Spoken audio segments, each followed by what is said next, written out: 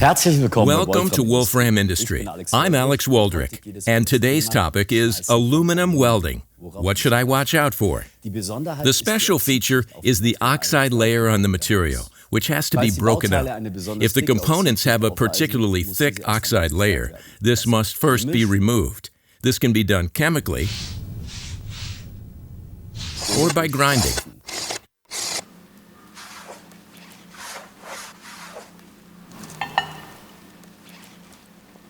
When welding aluminum, alternating current is usually used to break up the oxide layer.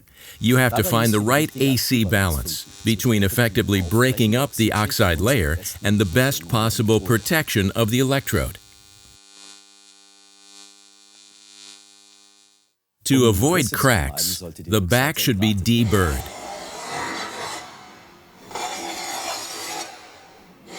For consistently good results when welding aluminum, I like to use the Alustar electrode, the WZR electrode, the WS2 electrode, or the pure tungsten electrode.